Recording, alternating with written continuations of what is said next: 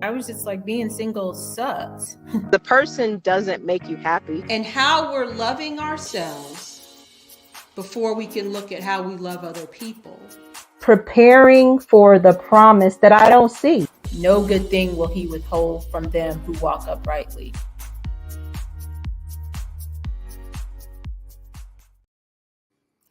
Good evening, everyone. Good evening. How are you this evening? How are you today? I hope your day was great. Thank you for joining me again live in this conversation. We have a great topic tonight. I will be alone and with you. So I hope that you are in the comments, asking questions, making comments, sharing your thoughts so that we can have a great conversation. I am Lorraine Edwards, co-founder of A Single Mission, a ministry that was created to engage, encourage, and empower women of faith who are experiencing the unique fears, challenges, and loneliness of being single in their family-focused faith communities to create a life they love now by aligning their relationship with God, developing their identity and self-love, embracing healthy platonic relationships, and identifying and living their God-given purpose. You are in the right place if you want to learn how to live wiser, love wiser, and or marry wiser. Thank you for joining me. Now, you know, every week we have a check-in. So our check-in for today, but before I do that, men who pray in church. Now, if you just hear that, you think, oh, that's a good thing. But if you see it, you know it's P-R-E-Y, men who pray in church, the Married Bachelor. That's what we're talking about today. But before we jump into that, we're going to check in with you and say, I want you to answer in the chat, have you or someone you know ever been approached by a married man in your faith community? Have you or someone you know ever been approached by a married man in your faith community? Now, we, of course, don't want you to put any names of that person in the chat, but just say yes or no if you have. Let's see. All right. A few people I know, Susan says. I think I can definitely add my name to that. I'll say yes. Anyone else? Let's see. We know that we have heard many stories about pastors and leaders in mega churches who have stepped out and had affairs and all of these other things, and even had some relationships with people who are younger, like underage. So we know that this happens, but has it ever happened in your situation? All right, we got another yes, and someone not that I can recall. Well, today we're going to talk about that, and we're going to address, I'm going to share a personal story, and then we're going to talk about what are the red flags? What are the things that we should be looking for to determine if someone is married or if this is even just a red flag relationship? And then we're going to share some ways to avoid that, because the reality is that it is prevalent. But before we get into that, if you were here last week, and I want to thank those who have returned, I shared with you that my goal for this year is to reach 10,000 women through this broadcast and through other services, but I want to impact 10,000 women. And that means that if you're on this call now, you are part of my impact army. We want to impact particularly single women, all women, to live, love, and marry wiser, because God has a purpose and a plan for us. And when we skip over that plan, we end up making decisions that are, quite frankly, foolish. And that inhibits us in fulfilling the purpose that God has for us. Now, because God is gracious and merciful, and he's always redirecting us like our GPS, we can get back on path, but it's better to prevent than to repair. So you are my impact army. That means that you need to share, invite your friends, talk about it, post it on your Facebook and on your Instagram, let people know that it's happening. And even after the live, we are sharing that. It's on my YouTube channel. You can still share it. And we are grateful for all of the people who have watched later. Our view numbers have grown. And so I thank you for that. I am attributing that to my army. Now, if you are here live, then put your questions in the chat. If you can put question marks around it so it's easier for me to see, that would help.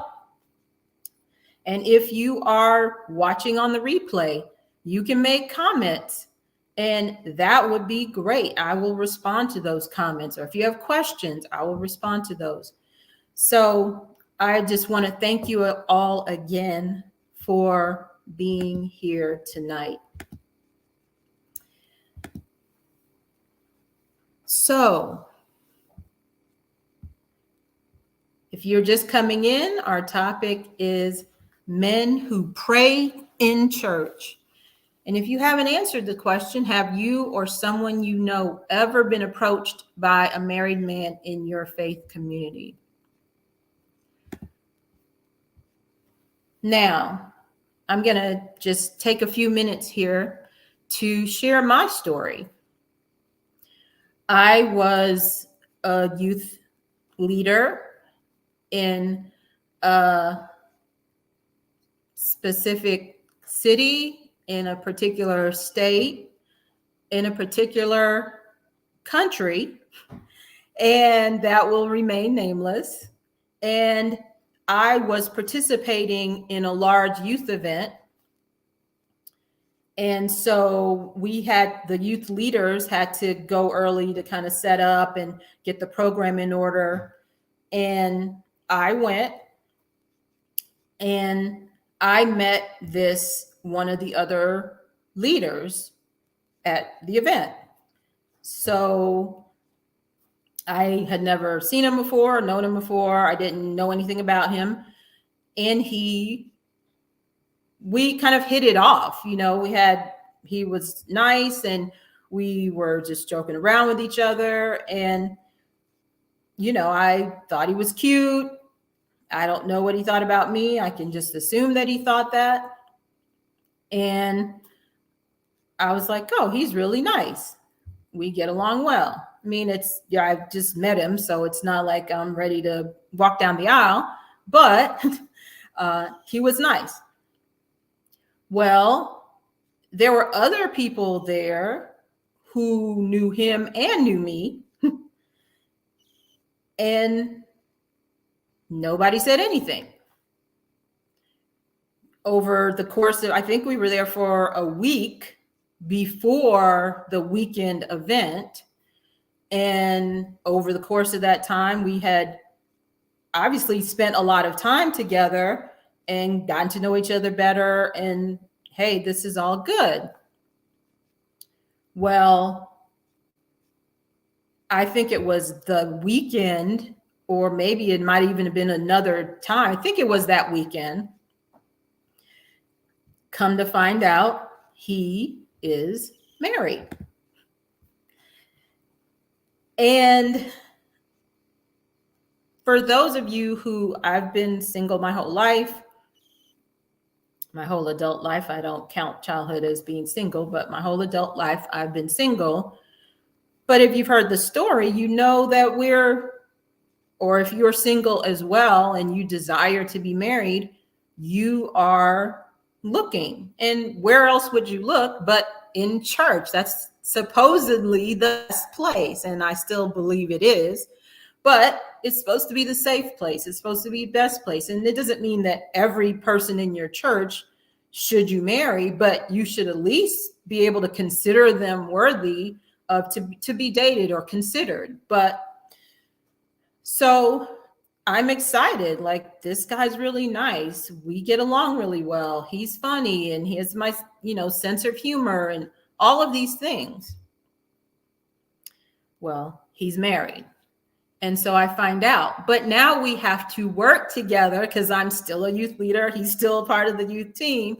We have to work together at all of these other events. And of course, what does he say to me when I kind of address this?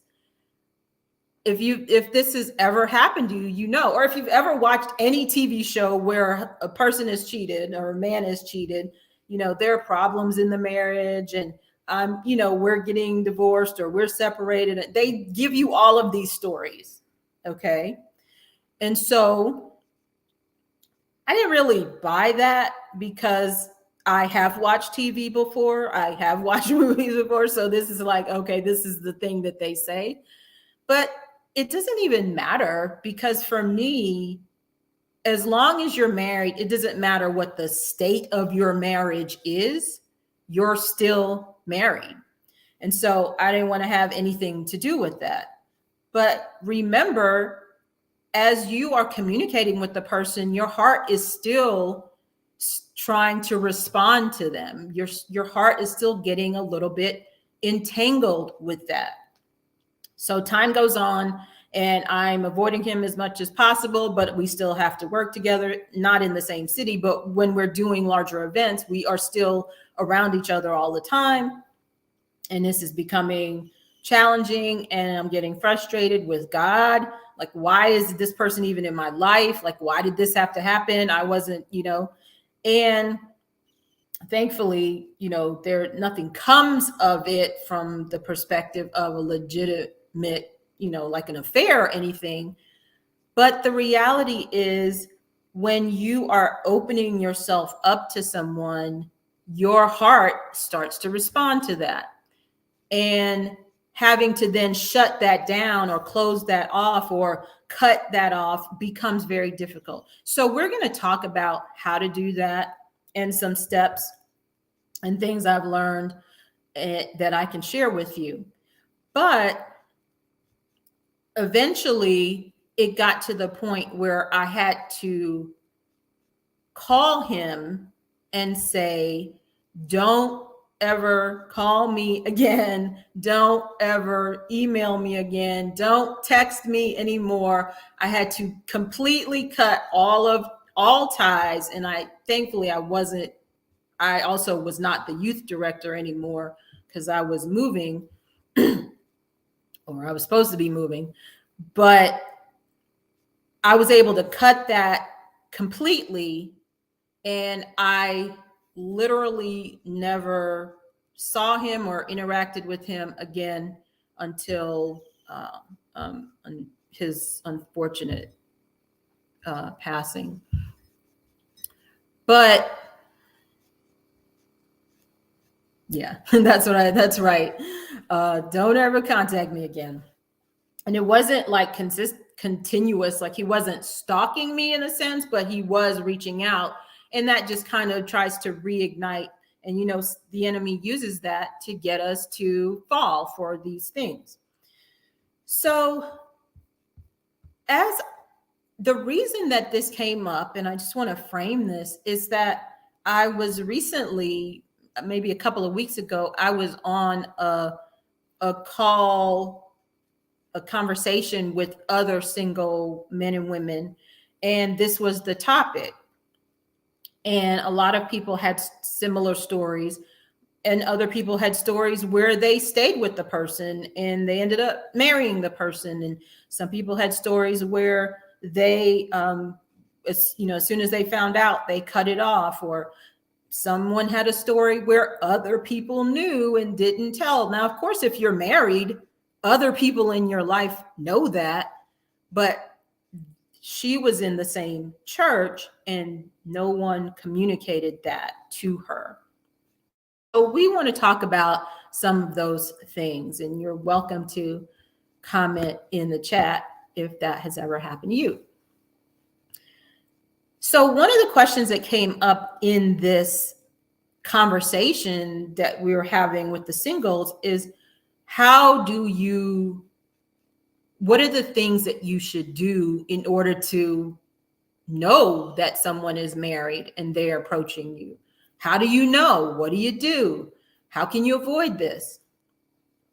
And I'm not going to talk about, I have some that I'm going to talk about, but I'm just going to throw some other things out. Like, we have social media and we have, technology. So someone suggested doing a deep dive into their life online. I think you can do it for a very low cost to get all the information that you need. You can look up divorce records if they say they're divorced. You can look up marriage records. You can look up all of these things and do a deep dive before you even get involved. And that's certainly an option if you choose that. But I wanted to share some things that maybe are different than that that we can avoid having to go digging into someone's life, because there may be other things in there that you don't want to know. But if you choose to do that, that's your choice. But I just wanted to share some other ways that maybe we could be successful in avoiding this, or at least keeping it in a sense, so like we find out so quickly that we don't have time to get really deeply connected and involved and entangled with the person. So the first thing is, if you're talking to someone and you have no idea where they live or work because they refuse to tell you, chances are they are married. All right, that's number one. You have no idea where he lives or works. Chances are he's married, or he's definitely in some sort of relationship. It is not common for you to be dating someone. I'm not talking about like the first time you talk to them, but if you're talking for a few times, a few weeks, and you still have no idea where they live or where they work, that's a problem. Here's another one. You never get to meet any of their family or friends. And let me just add that this can be in reverse as well. It could be a woman, because on this call, there was a gentleman who had two married women, at different times approach him and not admitting that they were married. But this is typically for single women, or so we are focused on that. I'm not going to keep going back and forth saying, oh, but women, the men. We're just going to focus on the man. You never get to meet any of his family or friends. Now, this should be a huge red flag for us if we are in dating someone for several weeks and certainly months, that he's introduced you to no one that's on his side, on his in his family or friends. Now, he may not have family that lives in that city, because when I lived in a certain city, I did not have any family there either, but I had plenty of friends, and I tried to get my friends to meet whoever I was dating pretty quickly, because I trust their judgment and I wanted to know what they thought. So if someone is refusing or not letting you, and every time you ask, hey, why don't we, then this is a red flag. Number 3, you can only talk to him at certain times of the day and never on the weekend. Come on, y'all. Come on. Like, we have to be really intelligent. How does that make sense? That doesn't make sense at all, that we are. And now when my situation happened, technology wasn't quite as up to date. Like, even texting was like kind of still a little bit new. So that wasn't a thing, but like, and Facebook and all that hadn't come yet. But now, like, you can text, you can be on social media, and you can't ever contact this person except, or they never call you at certain times of the day all the time, and then never on the weekend. That's usually when people are more free on the weekend, unless they're married and they're with their family. Number 4, if you even get access to his social media, his relationship status says complicated. Talk to me about complicated. Put in the chat, have you ever been involved with someone and their relationship status said complicated? Complicated means they're married, they're separated, they're not divorced, they're in a relationship. So that means you are putting yourself in a dangerous situation for your heart, and maybe in other ways, because people do some really evil things right now. So even you talking to someone who's in a relationship with them, you don't know what that other person's mindset is. So if it says complicated, then you need to go ahead and leave that situation. He is vague about basic details of his life.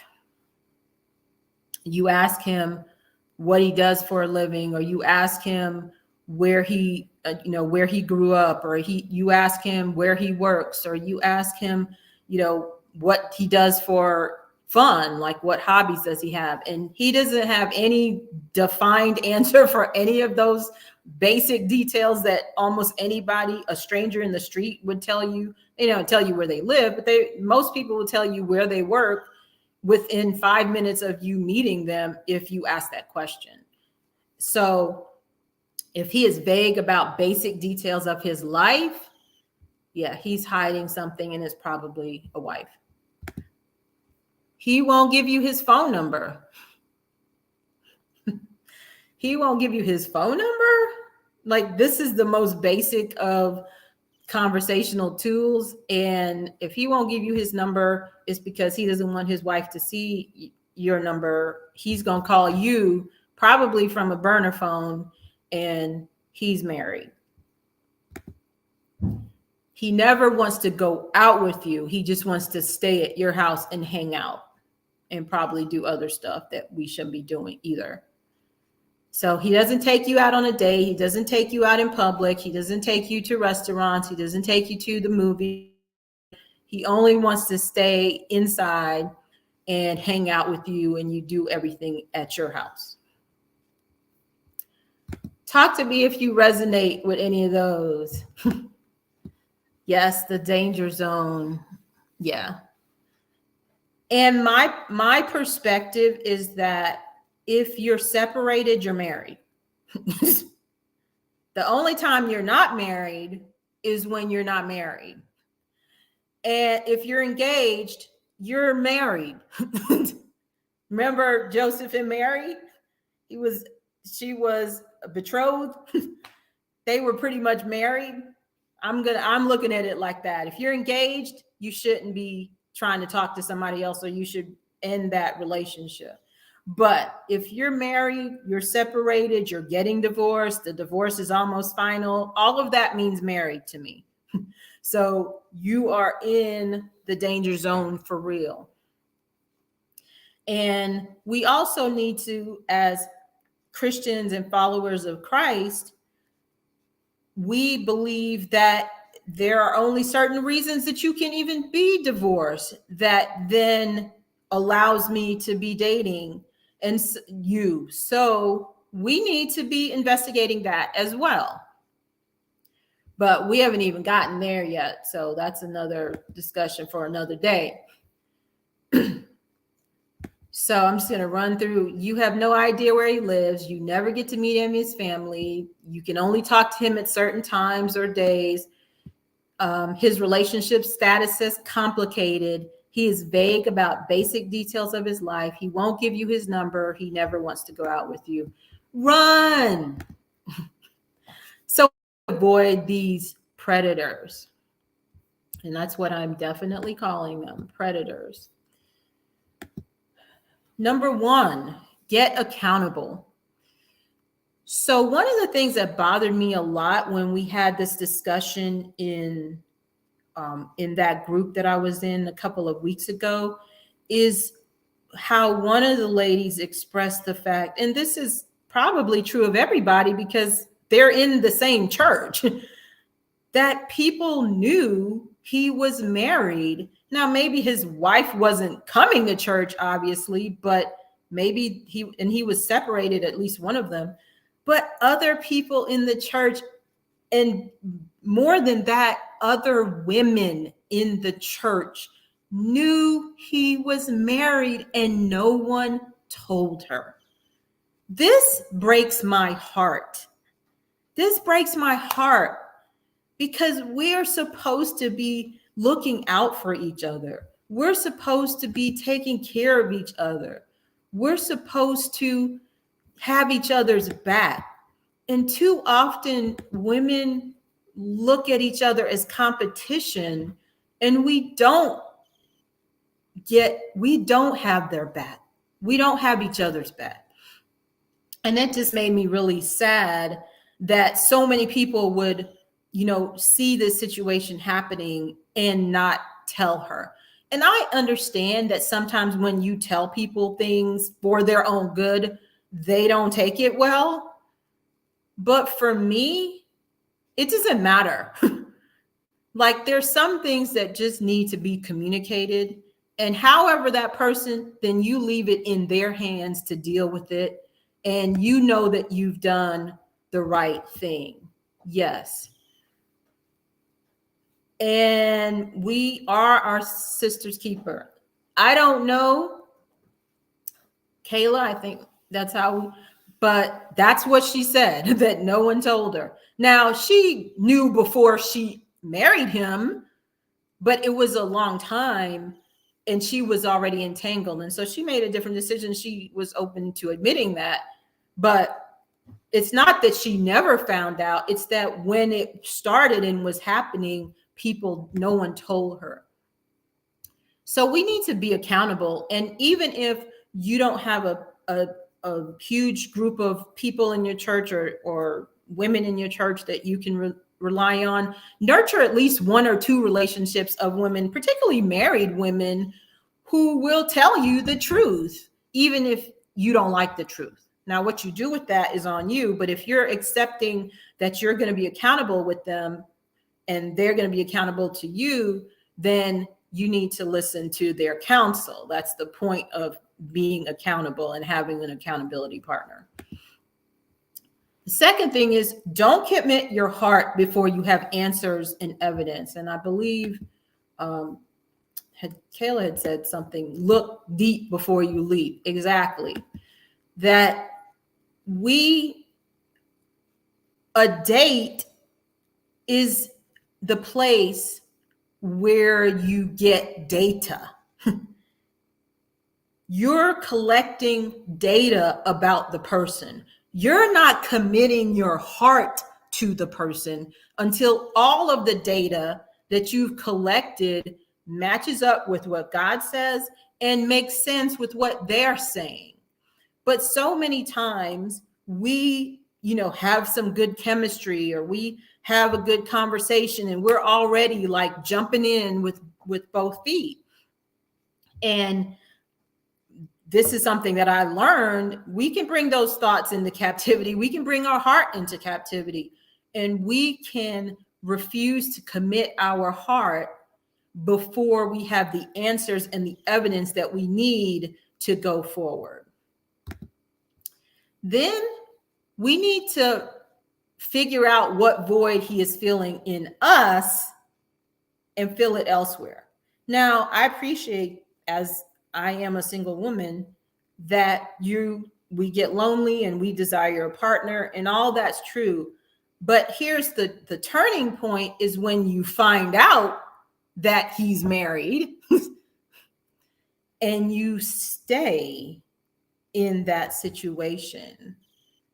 What is the void that he is filling that you really need God to fill? That you need to have healthy relationships that fill, that you need to have self-love fill. This is where we start to get off the path. And now it's no longer that person's fault. It doesn't mean that it's okay for them to do wrong just because you're accepting that they're wrong. But when we get to the place where we find out, and here's the thing, I'm sorry. When we get to the place that we find out, we need to cut that relationship. This is for, well, I believe everyone should do that, but we're women of faith. That means our standards are different. And so when we find out that someone is married that we've been talking to, as hard as that is, we need to cut the cord. But the other thing is that we need to think about not just our feelings, but imagine that you are the wife of this person. Because what they do with you, they will do to you. And that's something that a lot of us don't realize, or we think that we're going to be different. If they cheat with you, they will cheat on you. Trust and believe. So figure out what inside of us is allowing us to stay connected to someone who can never even really fill that void, because he's not even half yours. He's like a quarter yours or a tenth yours.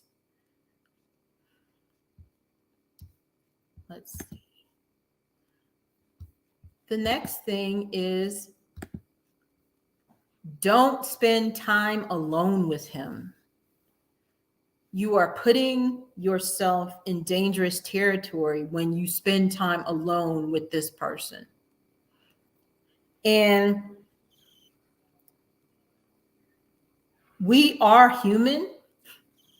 And if we're interested and attracted to someone, even if we don't know for sure they're married, but we have some of these other things are showing up that we talked about. There's something in our spirit that doesn't feel right. When they answer questions, there's always more questions in your mind. Don't spend time alone, because you're deepening a connection with someone that you will then have to try to cut off. And that becomes much more difficult the more you do that. See, we have a comment here. That is too much temptation. Yes, you get them, how you lose them. Number 5 is don't call or text him. Now you know, or you suspect, cut it off. Like, there will be no more contact. We don't need to be friends. We don't need to be discussing the Sabbath school lesson. We don't need to be praying together, PRAY. We don't need to do anything. Once you suspect, and certainly once you confirm that all of those behaviors were reflective of someone who is married and now trying to cheat, or really is cheating. Even if there's no sexual activity, they're still cheating. So don't call or text, and don't respond to their calls or text. And I'm going to go deeper here into that. Closure. I really don't like the word closure. In fact, I hate the word closure.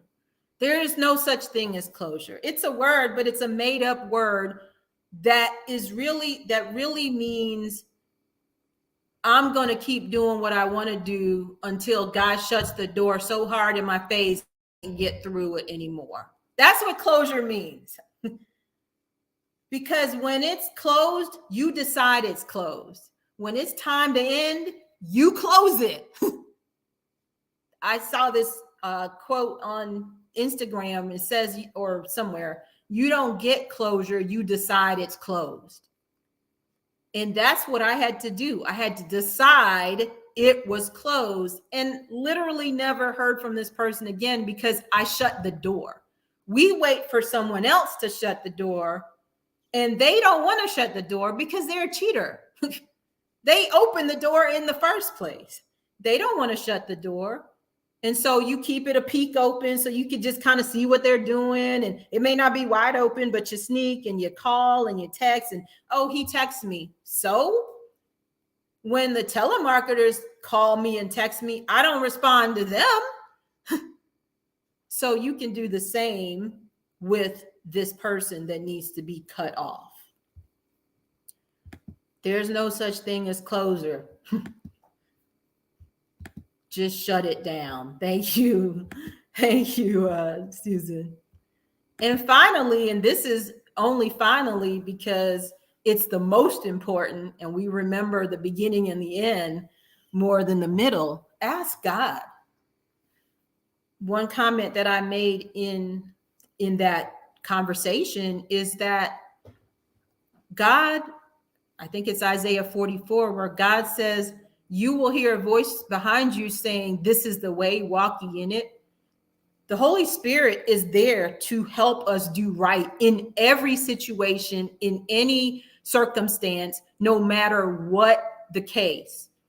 And so he's not going to let you get into something with a married person if you're listening and you're paying attention and you're hearing the voice and you're obeying the voice. Ask God, God, I feel kind of weird about this. He said this. God's like, he's married. I guarantee you God will say it. He's married. There's a whole lot of stuff God is silent about. And sometimes we're just like, ah. But if you ask God, is he married? God's going to be like, yes, he is. Run.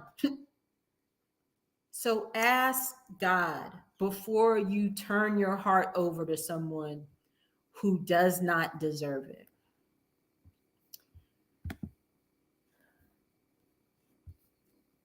Yes. Often you have to, I'm put this one up here. Often you have to provide yourself the closure you desire. Amen. Listen and obey the Holy Spirit.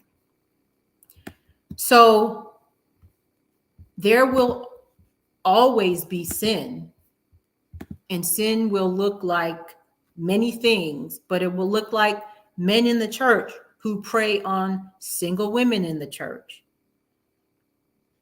But if we are praying and following the steps that we pointed out today, then God will show you if it's a green flag, a yellow flag, or a red flag. So finally, the Bible says in Psalm 37:4, delight yourself also in the Lord, and he shall give you the desires of your heart. And I think that verse means two things.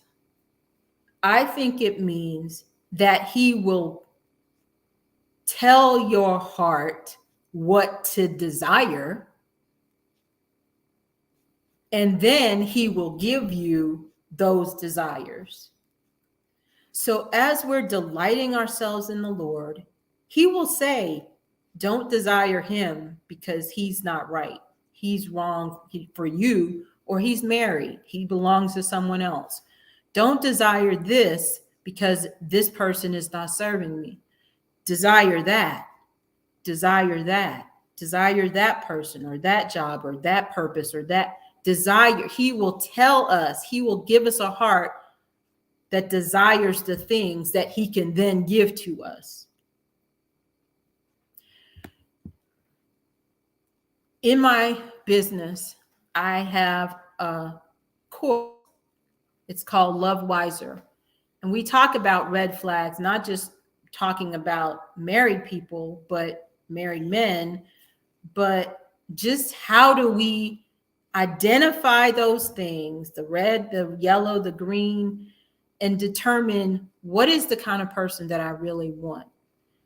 That's going to be, I'm going to have that released. Not ready yet, but it'll be ready sometime in February, and we'll give you more details.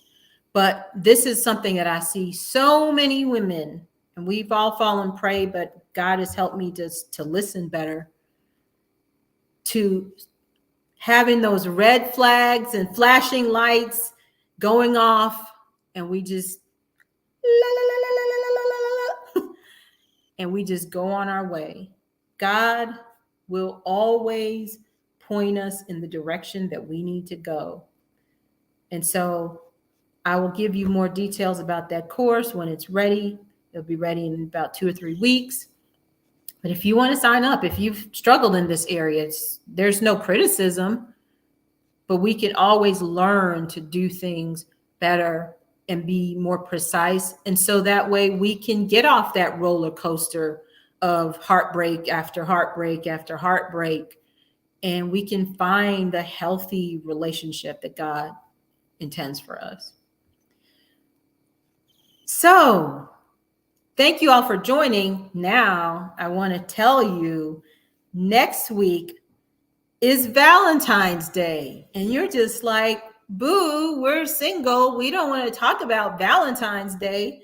Well, I hear you, and usually I even forget it is Valentine's Day, but I had to schedule, and I'm excited because I have a couple that will be joining us to share their love story on Valentine's Day. I didn't plan it that way, but it worked out, and I'm super excited about that. So I want you to join because, and here's the reason that their story is so beautiful to me, is because it inspires hope. They married later in life, and part of what we're doing here is I want you to have hope, because God doesn't stop passing out husbands at 35 or 45. I know people who've married over 50 and they're happily married and older than that. So I just wanted to share some hope and some love. And I want you to join me again next week for that live presentation and interview, a Valentine love story. Thank you for being with me tonight. I appreciate every one of you. I cannot tell you how much, but you are the ones who are going to, I hope that I had impact, but then I hope that you share so that this has impact on others. Until next time, let me see. Until next time, make choices that will help you live, love, and marry wiser.